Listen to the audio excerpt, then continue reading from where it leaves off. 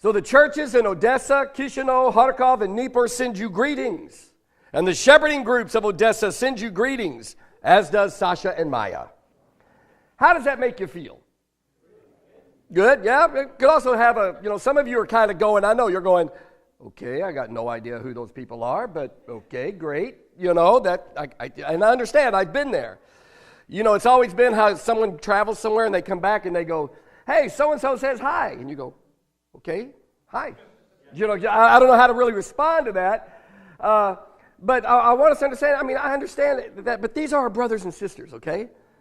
They took the same commitment, the same words, Jesus is Lord. Now, they said it in a different language, but the same heart and the same commitment as we did. They wrestle with the same struggles we do, some a little more, some a little less, just like we do here. But do we feel tied into them? Now, I want us to see this morning how we can look at them and how we can make a difference in how we see our brothers and sisters on the other side of the world, and also how we see one another. The title of today's lesson is We're All in This Together, and no, that's not from High School Musical. Now, there is a verse that's going to help us out here. It's going to show us a macro view, which is how we see the other side of the planet and the disciples there, and a micro view, which is how we view one another, even within our own house churches, okay? And how we can look at this, because we are all in this together. Now, it's in 1 Corinthians 16. If you want to look there in 1 Corinthians 16, it's kind of one of those throwaway verses. And what I mean by that is you start reading it and you realize it's all just, okay, so-and-so says hi, so-and-so says hi, everybody here says hi, and you kind of just skip over it and you go, okay, yeah, yada, yada, yada. But I want to look at it a little closer, and maybe if we're not careful, we can learn something from what Paul was doing just with some of these greetings. Now, beginning in verse 19, it says, to the churches in the province of Asia send you greetings. Aquila and Priscilla greet you warmly in the Lord. So does the church that meets in their house. All the brothers and sisters here send you greetings. Greet one another with a holy kiss. Now, again, I'm hoping that this verse will help us to look at the church differently, okay? In a big picture and in a small picture. Now, Paul begins, what this really should do is it reminds us, like he's trying to remind the disciples in Corinth, that there's a bigger picture to be thinking about. There is a big picture in the whole wide world. We are part of something bigger than just the Champaign Church of Christ or just your house church. Now, we have an advantage that these guys didn't have. We have things like Facebook, and you can go on, and the Ukrainian churches have their own Facebook page. The Odessa church in and of itself has its own Facebook. You can catch up. There's websites. We use an app called Viber, which if you got the internet, you can just chat the other side of the world. There's no long distance. There's no nothing, whatever. You text each other. And we've got groups, the Ukrainian Champaign group on Viber. And we have these opportunities, these Skype calls. The guys in Corinth, they had none of that stuff, right? They had personal visits and occasionally a letter. And that's what this is, 1 Corinthians. It's a letter to this church, and Paul is writing it from Ephesus. And I want us to understand, when he says something like, the churches in the province of Asia send you greetings, they had no idea who those people were. They don't know who the disciples are in the churches of Asia. They don't have disciples today or hot news or anything like that that fills them in. They don't have newsletters. They don't have Facebook pages. They don't have any of that. Now, they knew Priscilla and Aquila because they came from Corinth. They were converted in Corinth by Paul, and they led a house church in Corinth, but then they left and went to Rome, and then, actually they left and went to Ephesus, and later they'll end up in Rome. But they left and went with Paul to Ephesus. They end up converting Apollos there.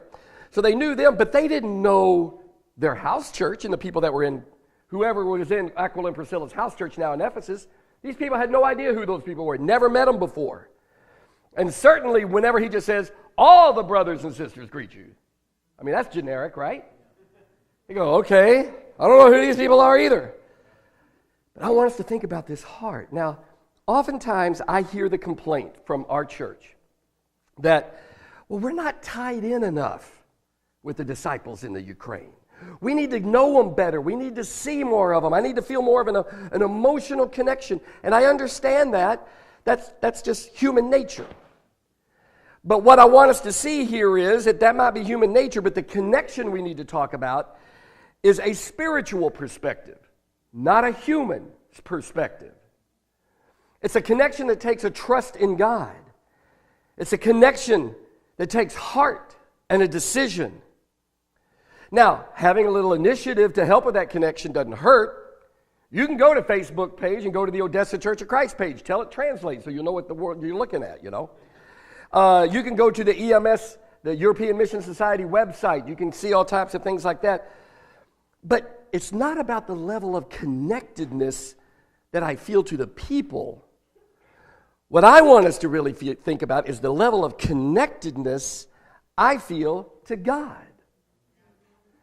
And what's important to God becomes important to me. What's special to God, what's dear to God becomes special to me, whether I feel a connection with them or not. See, we're only at the beginning of our relationships with Dnieper and Kharkov. It's going to take time. It's going to take spiritual maturity to push through and develop these relationships. It's going to take a miracle for Phyllis and I to learn Russian. But remember, the tie has more to do with being connected to God than it does being connected to them. And that's why Paul is trying to help even the people in Corinth to realize, guys, this is a lot bigger than just you.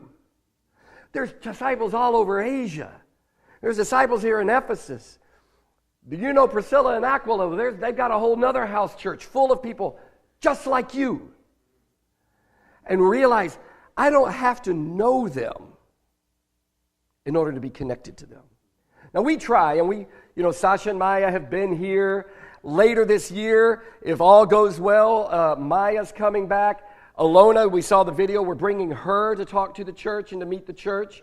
And they're going to go to the women's retreat up in Wisconsin. And plus, there's even talk that another sister, Nadia, may join them. Her husband says, I want to send you, we're trying to come up with the money to send her as well. So we're trying to make some of that connection. But I don't want us to rely on that connection. We need to rely on God, and what's important to God is important to me. Now, Paul goes on, he talks about Aquila and Priscilla, right? He says, they greet you warmly in the Lord, and so does the church that meets in their house.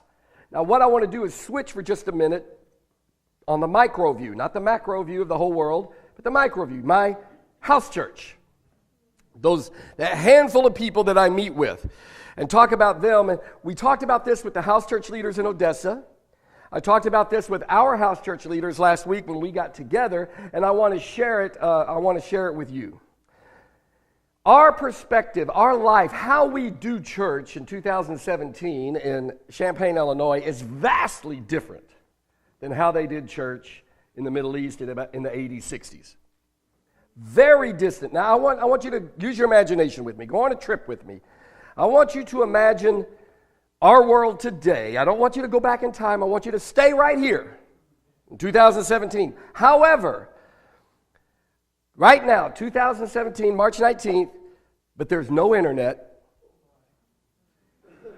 Somebody, Dylan's head just exploded right there, the first one. Imagine, there's no internet. There's no telephone. There's no snail mail, right? No, not even a postal service. There's no printing, no printed press, no books, nothing like that. There's no air travel, no train, no buses, no cars. If you want to get somewhere, you either got to walk, ride an animal that'll let you ride it, or if you get to a large body of water, there's a sailboat, okay, if you got the money. Right now, but that's our world. That's the world we live in. You might be thinking, you're throwing me back into the Stone Ages here, right? Information would be very, very limited. And what information you do have would be very dated because it took a long time for that information to get to you. You're saying, this just happened, and then you look at the date on the letter and you go, wow, that was like 3 months ago. That feeling of connectedness would be very limited from what we're used to. Imagine there's no 40-hour work week. There's no 5-day work week. There's no paid vacation, no sick days, no retirement. Every single day, you've got to work to survive another day. And because there's no refrigeration or anything like that, a significant chunk of that day has got to be devoted to eating that day. And usually it was one meal a day. Some of us are, oh, help me. One meal, that was all there was time for. Within our city, Champaign, about 22 square miles, there's no church building. Okay, no church app because there's no internet, right? Yeah. None of that stuff. You really don't know who is a member and who is not a member, or even how many members there are of our church. To get from the Santiago House Church to the Woods House Church is not a 9.5-hour walk, no breaks. Like Phyllis said, no potty breaks, no lunch break, no nothing, just walking it. And forget it, if you're out in Cessna Park with the Merkles, or you're out in Charleston Mattoon with other, you're days away from these disciples. Your church family, those that you know of, is limited to the handful of people in your neighborhood. That's it. I want you to imagine this. That's where you are. And the size of that group is really kind of limited to whoever's got the biggest house that's willing to host. Which is even different, like in the Ukraine. Actually, we only know, Sergei and Tatiana is the only couple we know in the whole church who lives in a house, and they don't have the whole house, they just have the upstairs apartment. Everybody else just lives in an apartment, and they're so small that if your house church has children in it, 6 people is the most you can have in a house church. It's just not big enough. If you don't have 6, you might be able to throw in 8 people. Now, I know how we are. You go, 6 people, that's not enough to have a house church. Yeah. What happens? I don't even know what to do with a D group. Only 2 brothers are here, or 3 brothers are here. Well, we get freaked out. We try to get up 15, 20 people so we can have, critical mass. But they didn't have that. You don't have that. Now, if that's the case, imagine your world, March 19th, 2015. That's our world we live in. Now I want you to think through the people in your house church. Think of their faces. Think of their names. Get them in your brain. Imagine now that's your church. They're the only disciples you can get in contact with for encouragement, for support, for assistance. That group, your house church. Now the question is, if that were really, really true, because that's the way it was in Corinth, okay, how would it affect your house church? How would it affect your relationships? How would it affect how you do ministry? We asked this question of the Ukrainian house church leaders. It was funny, the couple from Kilia, that is their life. They're in that town, there's 8 of them in the whole town. And they're many hours away by car from the nearest other churches. But they still have the blessing of internet and Skype and email and text, and they can kind of... But if you didn't have that, literally, your house church, that's it, guys. How would it affect your relationships? We asked our house church leaders to do this exercise last week. And the answers we got said, well, if that was the truth, we'd be a lot closer. We would be more engaged because everyone would have much more of a sense of, if I don't do it, who's going to do it? It's just us. We would be more reliant on God instead of on our strength of numbers or the talent that we have and other people in the group that can do things. We would have to just rely on God because it's just God and our little group. See, we have a great blessing in modern society. We've got blessings of travel and instantaneous communication, not just visual instantaneous communication. We've got more time to devote to relationships and different things like that. But with these blessings come pitfalls and hazards. We begin to take one another for granted. We begin to get lazy in our relationships. Have you ever noticed that when you have a lot of something, you consider it more disposable? So if I've got a ton of relationships and there's somebody in my house church that I'm just not clicking with, I can blow that one off. I got plenty of other relationships to lean on. And I start thinking, well, you know, that one I don't have to, that's too much work. This one over here is easier. But if that's all there is, I got to figure this out. This is my church family. This is all I've got. See, part of this message teaches us about the big picture, but part of it can show us about the small picture, our house church. And I want us to start thinking about our house churches. I want to encourage all of you to think about, this is my church. This group of people. Now, yes, it's true, we've got the blessings of others, but don't let that cause you to fall into the temptation of taking your house church for granted. Now, some of our guests are going, well, I'm not in a house church. You need to get in one. You need to talk to the relationship friend and say, what is this house church? Where can I go? I want to be a part of something. Because that's what we've talked about for so long. It can be so special if we treat it this way. If we treat it as just another thing I do on Wednesday night or Thursday night, it's not going to be special. But if I can get it into my brain to think about this brother and this sister and that brother and that, they're it for me. That's my family. That's the ones. I can't take them for granted. It's all there is. So you see, Paul's saying, yeah, there's a big picture, but there's a powerful small picture in this little greeting as well. Now, Paul wraps up. He puts an ending on the salutation here with this, greet one another with a holy kiss. Now, there are several things in the New Testament that are clearly cultural, all right, and not intended to be interpreted as a command. Thank God. Like, shake the dust off your feet. Nobody says, we just need to shake the dust off our feet. I don't even know how to do that. Or sitting in sackcloth and ashes and shaving your head and stuff. I mean, these are cultural things that would go on. Rip your clothing, in great emotional situations. Washing feet. That's another. Have you ever had somebody wash your feet? That's just weird. I've sat there and had somebody wash, and I'm going, I'm like Peter, Lord. Because it's not a thing for us, right? And sometimes, kissing. Now, I know in some cultures, even today, kissing is very common greeting. Texas ain't one of those cultures, and that's where I was raised. And even though we're not talking about a romantic or passionate type kiss thing, you're talking about probably, one of those, the Hollywood air kisses, hi, doll, that type of kiss. It's still weird.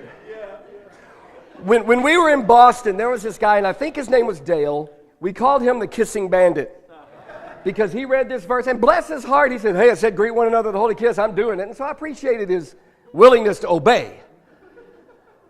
But you see Dale coming in fellowship, we think, oh man, there's a kissing bandit, and you're starting to, I'm in a deep fellowship over here, don't interrupt. And because he was going to give you a kiss. Okay, it's weird. Now it is mentioned like 6 times in the New Testament by Paul and Peter. And the very act would be an attack on bigotry and separatism and favoritism. I mean, if you're kissing someone, you got to kind of get to them. More than just that handshake. Hey, bro. You can handshake anybody. But what Paul says here is greet one another with a holy kiss. Holy sets it apart. It brings to mind God and Jesus. It's the reason for the relationship. Don't get hung up on the kiss part. He says, greet one another in a way that is, you understand the relationship is based on God. It's holy. It takes it beyond culture. It takes it beyond friendship. It takes it beyond companionship and having things in common or being relatable. It takes it beyond all those considerations that are based on human standards. And it's a greeting based on God, on our mutual commitment to Him, on our mutual reliance on Him, our mutual respect for God, and ultimately God's equal love for that other person as He has for me. Have you ever noticed that the people you love, the people you really care about, let's say your kids or whatever, if somebody else goes, I don't really like them, what do? Yeah, you say, I don't even like you. What do you think about that? You immediately go to the defense of the one you love. Well, how is God And here's a child that he is dearly loved by God, and you go, I don't really like them. And that's what Paul said. This is a holy greeting. Realizing that person is a child of God. Those brothers and sisters in Odessa and Chisinau and Dnipro and Kharkov. I'm not just talking about churches we send our money to. I'm talking about men and women, families, kids, parents, grandparents. The relationship that we have with them is holy. It's different. It's not based on human standards. It's based on God's standards. God is at the center of our relationship with them. They are, and we are, children of the Most High God, dearly loved by God, respected by God. And I need to realize my relationship with them is based on that, not just, oh, I like them, we get along, we're connected, we're cool. And when I talk about our house churches, and I asked you, think about the faces and the names and things, we realize that those people I need to have a holy relationship with. It's different. It's not just people I may or may not meet with on Wednesday or Thursday nights.